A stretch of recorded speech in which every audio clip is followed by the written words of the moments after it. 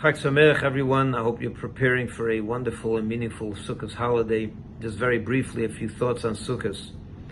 The Sukkah holiday and the mitzvah of Sukkah reminds us of the days that we sojourned in the desert for 40 years, when we lived in huts and we were protected by God's clouds of glory, and He took care of our every need, our food, our water, our clothing, and everything else. Our homes represent permanence, our success, our reliance on the stability. It represents our stability. It represents our stability.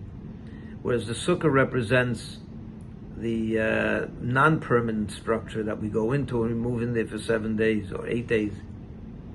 And what we do, the message that we convey by moving into the Sukkah is that we recognize that everything we have is all up to God.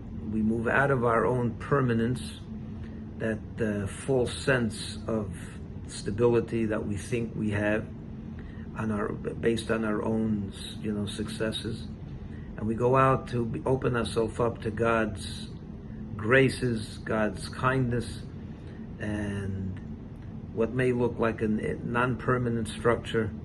What we're basically doing is we're saying to God, we're in your hands, and whatever you want for us, we accept happily and willingly. And after the holiday, we move back into our homes.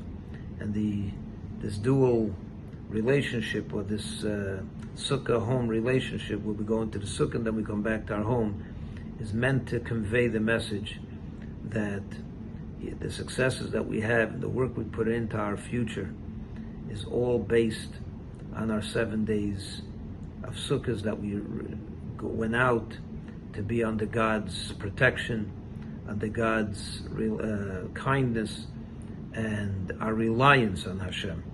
So we never forget that everything we have in our permanent, stable homes comes from Hashem Himself, who protected us while we were living in an unpermanent situation, in a not permanent situation, representing and reminding us of the desert days when we sojourn and we put our total reliance on God. So that's a very important deed and mitzvah coming right after Yom Kippur, to always remember that whatever we have throughout the year, when we live in our stable and permanent homes, all comes from Hashem. And that's what we're trying to convey by moving into the Sukkah for these 7 days. May we all be joyous, and may Hashem shine His grace upon us, and we should all have a Chatimah Tovah, a wonderful year, and a joyous year. Chag Sameach and Shabbat Shalom.